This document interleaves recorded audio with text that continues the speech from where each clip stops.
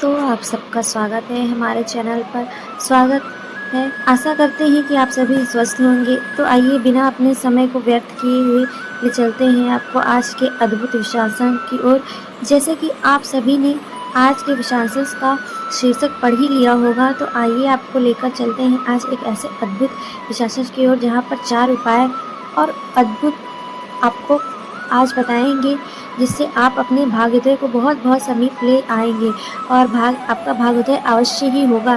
तो आइए बढ़ते हैं पहले अद्भुत उपाय की ओर, जो आपके जीवन में अपने भाग्य को प्राप्त करने के लिए, भाग्योदय को प्राप्त करने के लिए कुछ न कुछ उपाय अवश्य करने चाहिए। ऐसे तरीके हैं जिनमें से आप अपने लक्ष्य को शीघ्रता से प्राप्त कर सकते हैं। तो उपायों में सबसे पहला उपाय आज मैं आपको बता रही हूँ, जो हनुमान चालीसा का नियमित रूप से पाठ करना। हनुमान चालीसा आप ये मान लीजिए कि हमारे सनातन धर्म का एक ऐसा मुख्य सूक्ष्म ग्रंथ है जिससे महाराज जी ने भी अपना प्रकाश इस पर दिया है। महाराज जी कहते हैं कि हनुमान चालीसा के प्रत्येक पंक्ति अपने आप में एक महामंत्र है। अब आप ये सोचिए कि जब प्रत्येक पंक्ति में इतनी ऊर्जा, पंक्ति इतनी शक्तिशाली है, तो संपूर्ण हनुमान चालीसा को यदि सहृदय हम पाठ करते हैं तो कितना ऊर्जा हम प्राप्त कर सकते हैं। आप जानते हैं यह सृष्टि ऊर्जा का एक बहुत बड़ा स्रोत है और ऊर्जा जब मिलती है तो कुछ बहुत अद्भुत होता है। इसलिए कहा जाता है कि हनुमान चालीसा का जो व्यक्ति नियमित पाठ करता है वह अपने जीवन की सारी परेशानियों को, सारे कष्ट को स्वतः ही दूर कर लेता है और आपका जो भी निर्धारित लक्ष्य है वह बड़ा ही साफ और स्पष्ट दिखाई देता है। लक्ष्य को प्राप्त करने के लिए मार्ग में आने वाली सभी परेशानियों से आपको मुक्ति मिलती है। और आप जानते हैं, जब आपको किसी गंतव्य तक पहुंचना होता है तो आपको अपना मार्ग बिल्कुल स्पष्ट दिखाई देने लगता है। यदि आप मार्ग में ही उलझे रहेंगे या छोटी बड़ी परेशानियों में उलझे ही रहेंगे तो नियमित रूप से आप जानते हैं कि आपको अपने लक्ष्य को प्राप्त करने के लिए समय अधिक लगेगा। और कोई भी हो नहीं चाहता कि उसे लक्ष्य के बीच में मुश्किलें आए, अड़चन आए। तो इसीलिए हनुमान चालीसा इतना अद्भुत है, हम सभी को एक ज्ञान प्राप्त करवाती है। यदि आप हनुमान चालीसा से पाठ का नियमित रूप से करते हैं तो आपको अंतर मन में से शक्ति मिलती है और हनुमान जी का बहुत साथ निभाते हैं। इसीलिए हनुमान चालीसा से आप विनता करिए, हनुमान चालीसा का नियमित पाठ करिए। निश्चित तौर पर आपको निर्धारित लक्ष्य बहुत शीघ्र प्राप्त होगा और आपका भाग्य आपका सदैव साथ देगा। आप अब चलते हैं दूसरे सबसे अद्भुत उपाय की तरफ। आपको क्या करना चाहिए? देखिए, यह सृष्टि के साथ जिसने तालमेल बिठा लिया, यह सृष्टि इतनी अद्भुत है कि हम सबके लिए वह सब कुछ हमें प्रदान कर सकती है जो हमारे जीवन के लिए हमें लगता है कि हम बहुत महत्वपूर्ण है। इसलिए सृष्टि से जुड़े रहना प्रयास करिए। सृष्टि के साथ कैसे आप जुड़ सकते हैं? देखिए, हम अपने इर्द गिर्द जो भी वस्तुएं देखते हैं, प्रत्येक प्राकृतिक है, जो भी वस्तुएं हम देख रहे हैं वह सृष्टि का एक अंश है मात्र। और आपको क्या करना है? सृष्टि से संबंधित जो भी चीज़ें हैं जिनको आप देख सकते हैं, जैसे आप जानते हैं हमारे नवग्रह सृष्टि का एक मुख्य भाग है। और सृष्टि तक आपको क्या करना है कि अपनी जो मनचाही इच्छा को आपके अंतर्मन से जुड़ा हुआ हो, आपको जो निर्धारित किया हुआ लक्ष्य है उसको आप संदेश स्वरूप से सृष्टि तक पहुंचाते रहिए।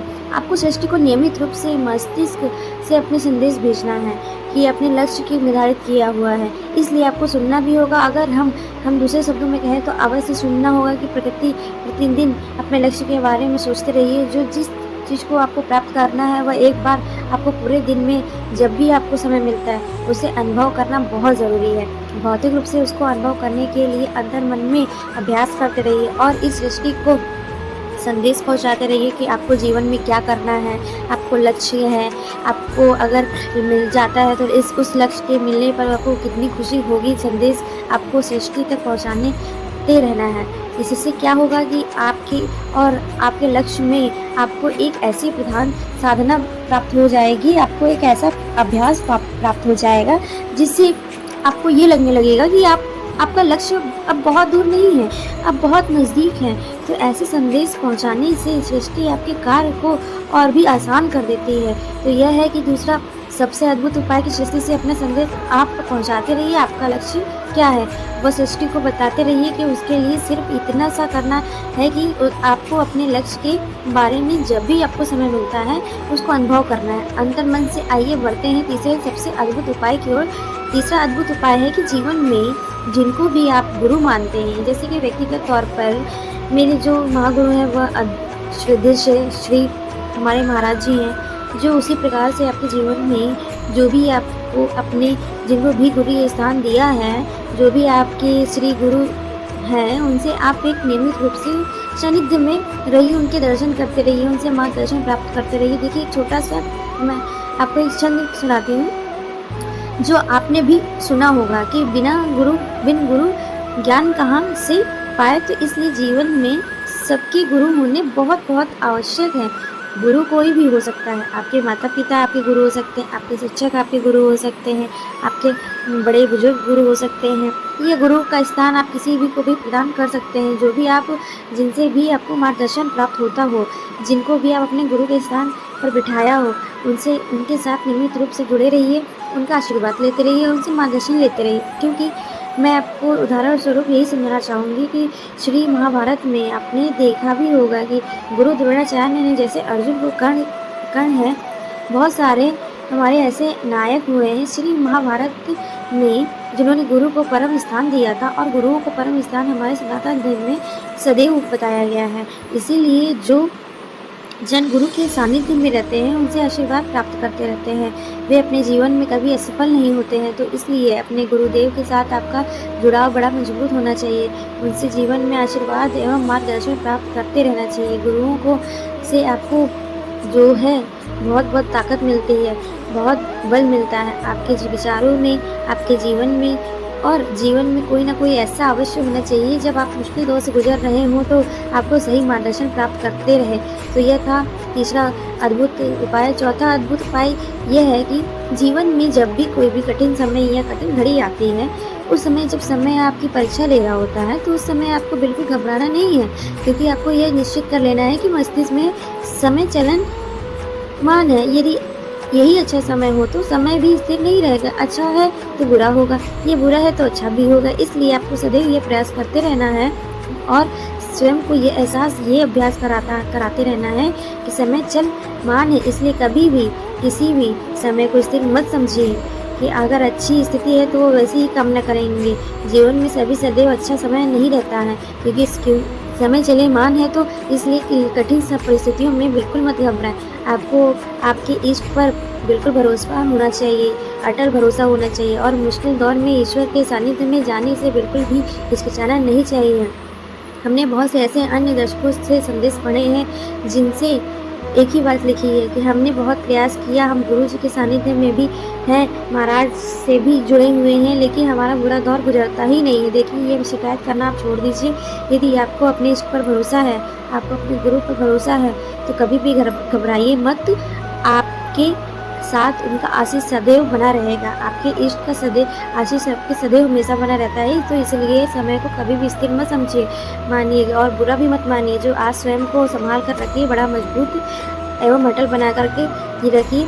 ये समय भी बहुत शीघ्र गुजर जाएगा। आपको स्वयं पर और अपने गुरु पर इतना तो भरोसा होना ही चाहिए कि अगर आपको अंतर्मन से ये समझना चाहिए, यदि आप उनके सानिध्य में हैं, आप उनसे जुड़े हुए हैं, तो जीवन की कोई भी कठिन परिस्थिति आपको डिगा नहीं सकती है। इसलिए अटल बन जाएं। और जिस प्रकार से एक शिला होती है, मजबूत शिला होती है, जो कि समय के और किंतु ऋतु के गुजरने पर टस से मस नहीं होती, तो ऐसे ही आपको स्थिर एवं अटल रहना है, सीखना होगा।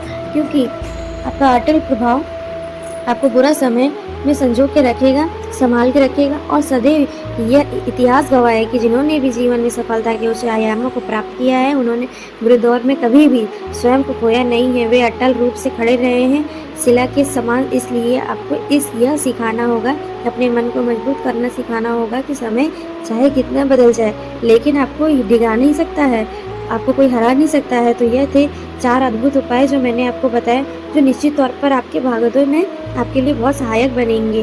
अपने भाग्य को अटल आप स्वयं ही कर सकते हैं। इसलिए आपको ये सीखना होगा कि समय के हर दौर से लड़ना आपको आता है, आपको स्वयं को सँभालना आता है, आपको औरों को सँभालना आता है और विश्व के साथ जुड़ना, इस सृष्टि के साथ जुड़ना भी आपको आता है। तो यही सीख इस विशाखा के माध्यम से हम आपको देंगे। तो आज का था ये विशाखा, अब है प्रार्थना समय है। इस विशासन से हमें हमारे गुरुदेव से यह प्रार्थना करना चाहूँगी कि जीवन में सभी को भागवत का उच्च आयाम महाराज जी प्रदान करें, सभी को सुबुद्धि दे और सम्मति दे प्रदान करें, विश्व का कल्याण कर। यही कामना के साथ विदा लेते हैं। तो अगला कार्यक्रम जय श्री राम, जय नीम करोली।